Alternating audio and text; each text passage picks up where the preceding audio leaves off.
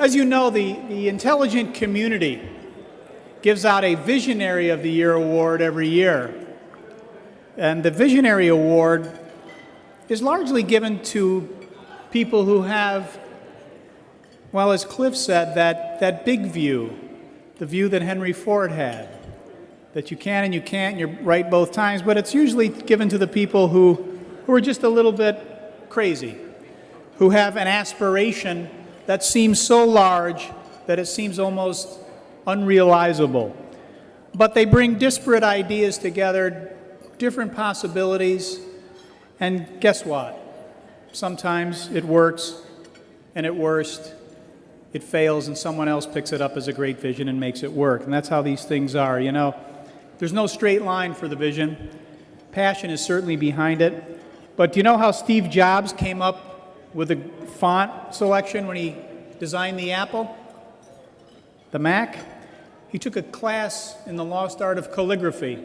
So Hsinchu City, you should know this. He took a class in calligraphy. He found it beautiful, historical, artistically subtle, he said, in a way that science can't capture.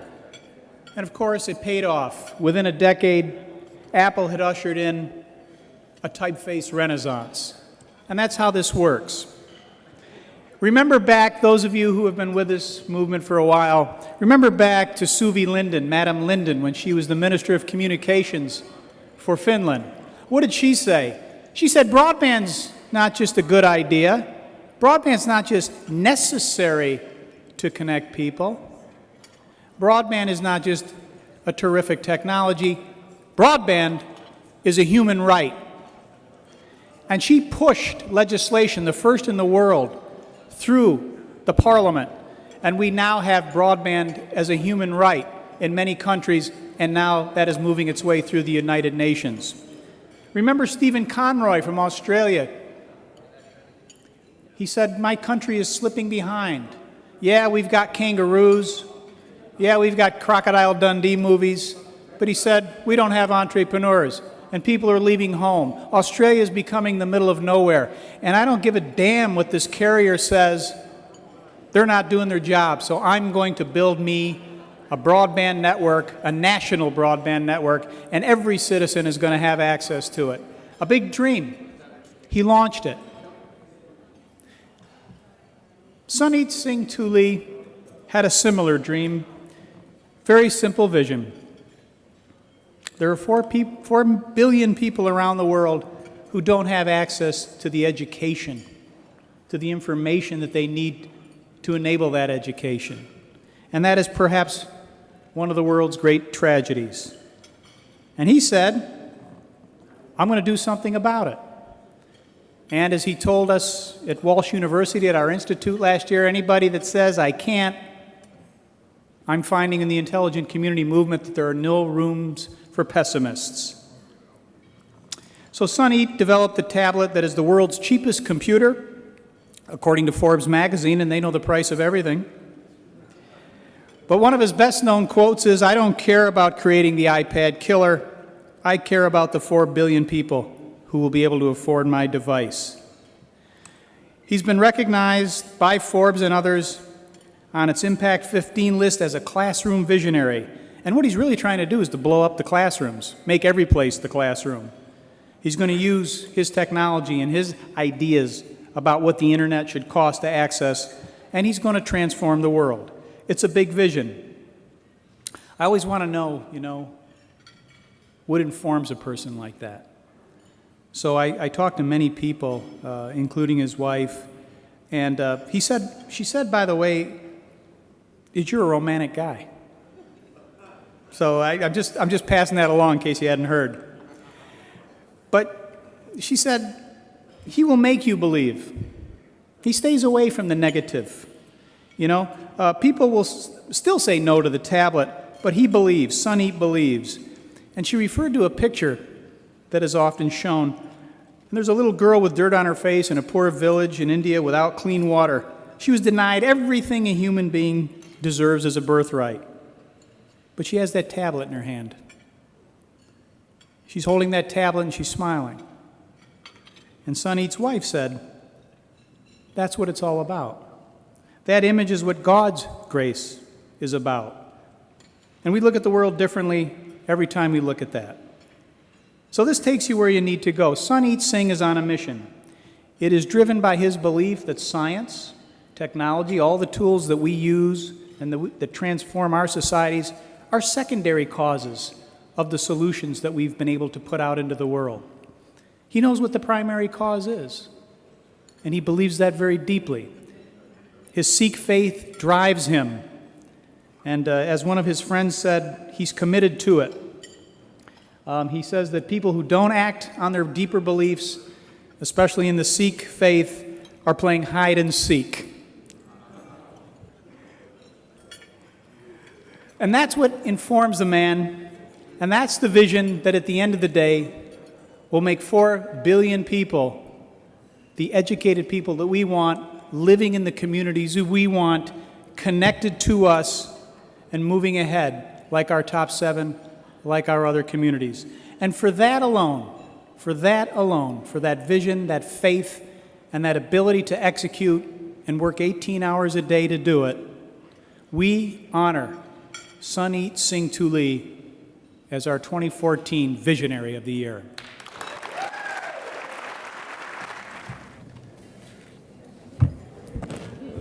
Thank you, Lou.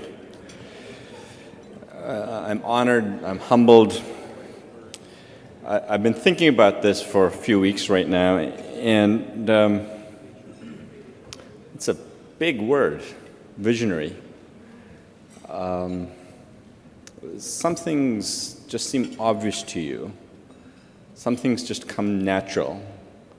There's no big vision, and I think that there's nothing unique about what comes obvious to me. I think everybody in this room, certainly everybody I've met since I've met Lou and the people at ICF, originally at Walsh University, and everybody associated with this thought process has the exact same vision. Thank you for the honor.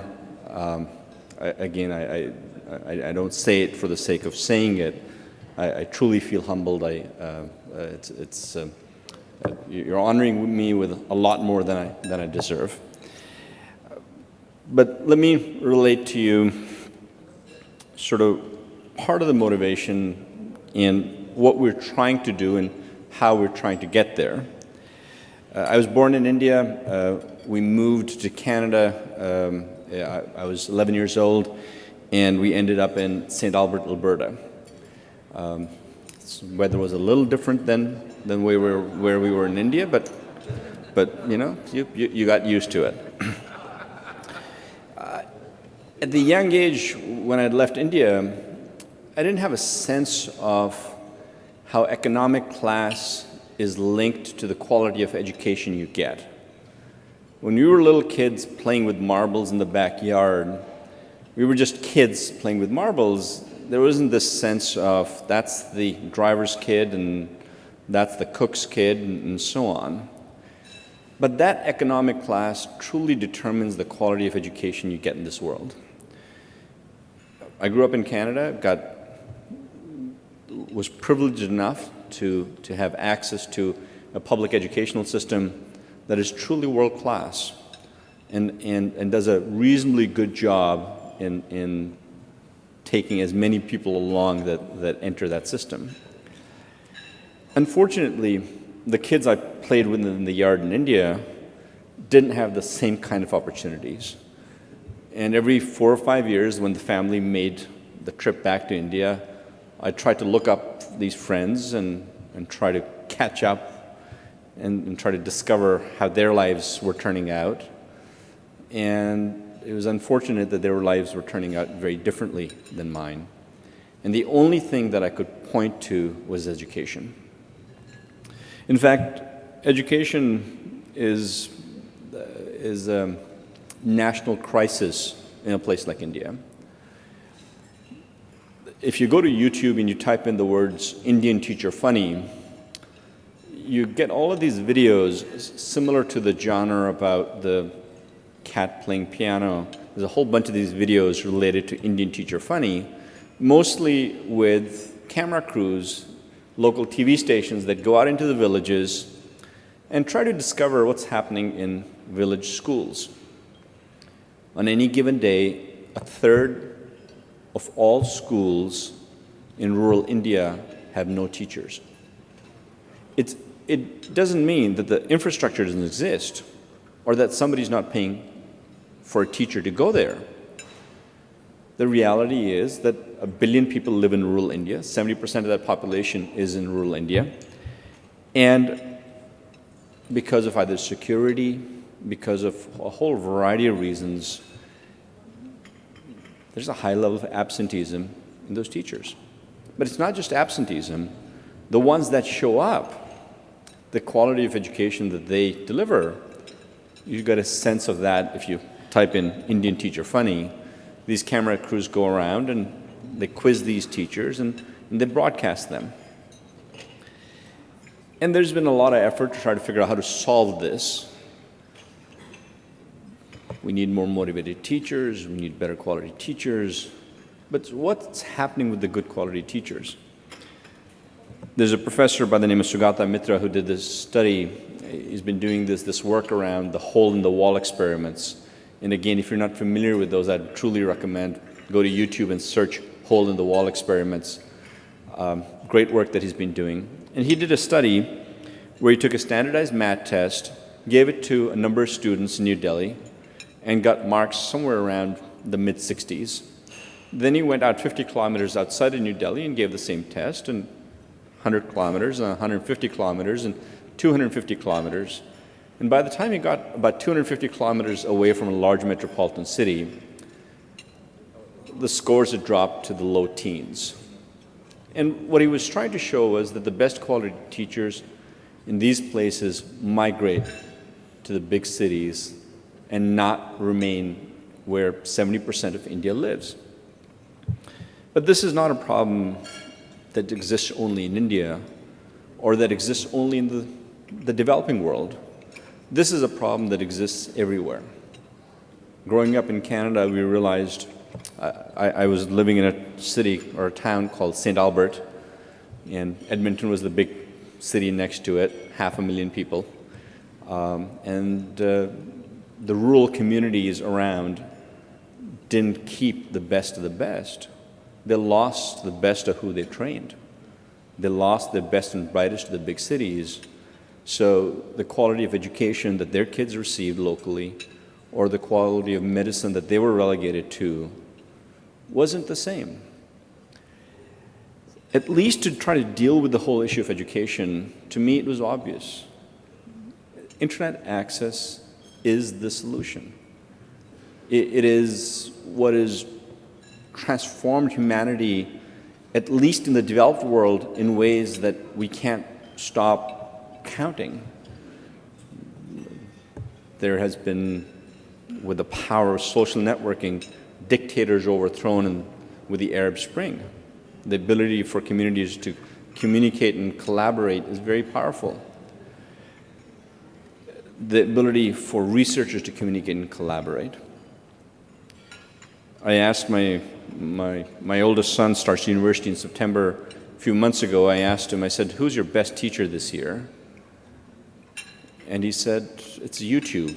And it wasn't intended as a comment. And he stopped for a second. He said, look, and it's not intended to disparage my teachers, except when we need to figure out how to balance chemical equations, and the teacher with a tight curriculum has gone through at the pace that she needs to go through to cover the curriculum in the time frame that she's been allotted, maybe she's done it a little too fast for me.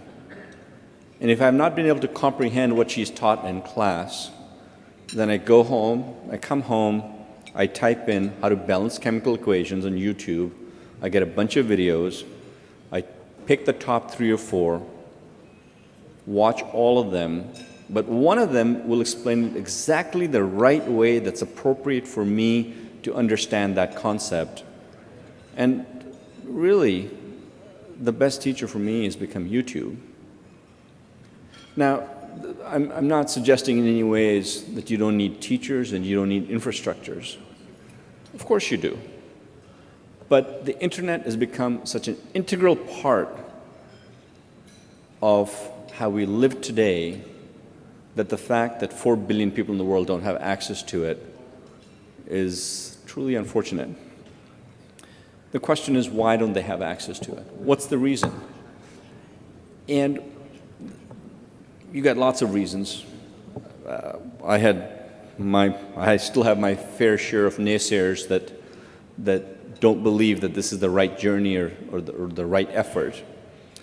And they'll tell you, well, the reason people don't have access to the internet is electricity, right? When you see those satellite images of the world and they show you Africa and they say, well, look, the dark continent, there isn't electricity.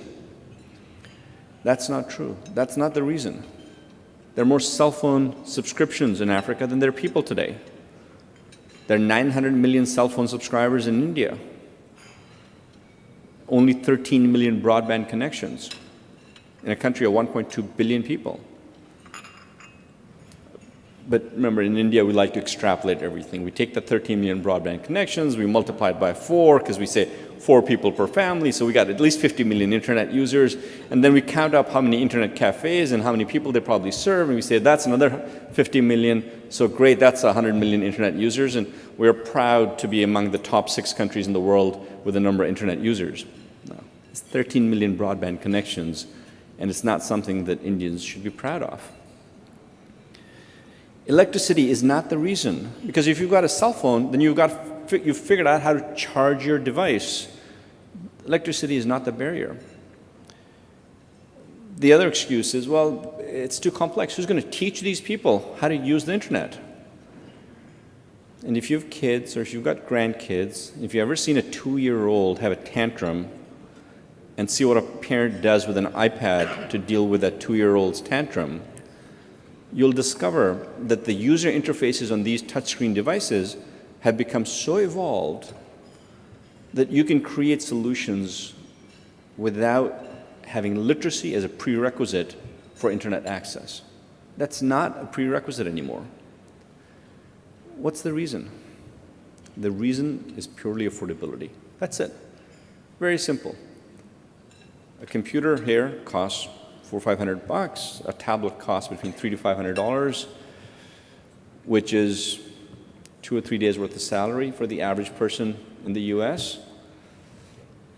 And for the median income for the sort of billion people in rural India, that's about 3 to 4 months worth of salary. So they don't buy computers. It just doesn't make sense to buy a tablet that's going to be 3 months worth of salary. We did a study to try to figure out what is the right price point. What is the price point that'll create broad adoption? What we discovered was that in the US, when computers dropped below $1,000 each, sometime in 1998 or 1999, at that time it was about a week of salary for the target customer, you started to get large-scale adoption. And we said, well, what is that price point in India? And we discovered that it had already happened with cell phones. Cell phones hit a certain price point, and you started to see very significant level of growth. The Indian government, in 60 years of independence, has put in about 30 million landlines. When cell phone growth started hitting its peak, an average of 20 million new cell phone subscribers came on board every month. Every month, all right? It went from 50 million people to 900 million people in 6 or 7 years. And what drove it was when the cost of the average cell phone in that market dropped below $35. And for that target customer at that time, that was a week of salary. So he said, great, let's go figure out how to make a $35 computer. And while we take lots of credit for this, there are lots of others that helped that get along the way. Google and its free operating system called Android, of course, had a huge impact. But there was something else that was important for us. We like to call it the disruption of the good enough. This is why we don't believe in trying to create the iPad killer. You know, every new tablet that comes out is positioned as the iPad killer. And 4 years since the launch of the iPad, they're still trying to figure out the iPad killer. So our market was very different. And instead of trying to create a device with a quad-core and an octa-core processor with X number of gigabytes and megabytes and whatever else to compete with whatever standard had been set by the market, we said, what is the user experience that's necessary for our consumers? And what does it take to deliver that user experience? It's got to be good enough. Start with our price point and work backwards and figure out, can we create a good enough experience at that price point?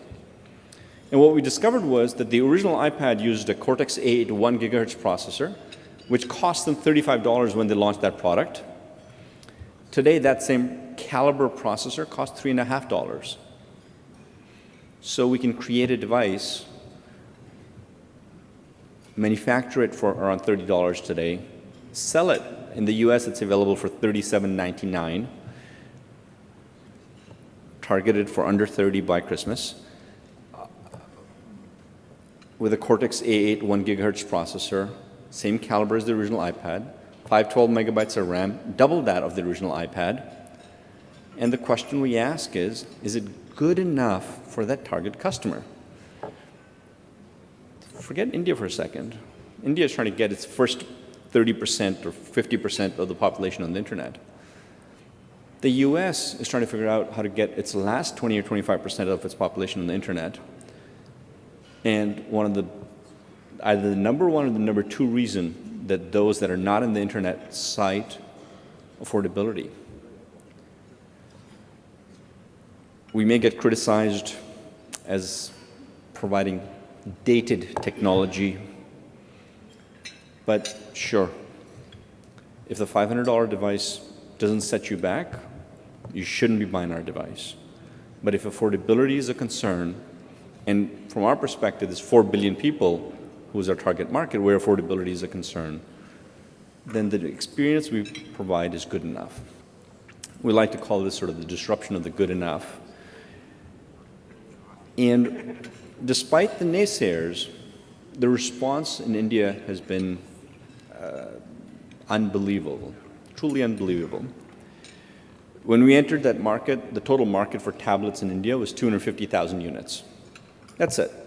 80% owned by Samsung and Apple, and everybody told us, that's it. They own 80% of the market, they'll always own 80% of the market, and everybody else in the market has to figure out how to compete for the remaining 20%, and then you've got to decide, out of that 20%, what do you want, right? What do you think you can get against LG and HP and all these great companies? And we said, no, it's not that market. It's not the 250,000 we're competing for. We're trying to create sort of the average man's computer and internet access for the average person. And people said, oh, that market just doesn't exist. Hasn't been done before. This guy tried it and failed, and that guy tried it and failed, and since they failed, then that just must mean that it's not worth doing it. And we said, yeah, but you know what? They didn't get the price point right. We want to see what happens when the price point becomes right. And something really strange happened. We partnered with the government. We got them to launch the project. And when they launched it, it made front page news on every Indian national English language paper and most of the vernacular papers the next day, front page news. And in half of them, it wasn't just front page news, it was the front headline, okay? And I'm sure there were bigger stories that day, but this was the headline story of that day. We started getting 100,000 queries a day on our website the moment they did this. And they just announced it, and as the governments like to do, they got excited. They announced it a few months too prematurely, so we weren't ready to launch our product yet, but they announced it. And we were trying to figure out, because everybody said it's that 20%. So we were trying to figure out at 50,000 units, how many a year do we want to make? Because we thought, hey, we can get a chunk of that market, right? And we were getting 100,000 of these a day. We just got inundated. It took us a bunch of months. By the time we got ready for it, 4 million individual end users had claimed interest in the product. and we started rolling it out. By making it affordable, by focusing it on education and the impact that education have on the lives of those people, the market's been kind enough to us that we've become the largest supplier of tablet computers in India, and we're neck and neck with Samsung. We outsell Apple by a factor of 2. Affordability truly matters. It's not the iPad killer, never was intended to be. When you read the reviews, some will be great, some will be data technology, but the consumer's review is that we've become the largest supplier of tablets in India, and we believe that the connectivity revolution will go global, with or without us. Thank you for having me. Thank you for honoring me. I again feel humbled.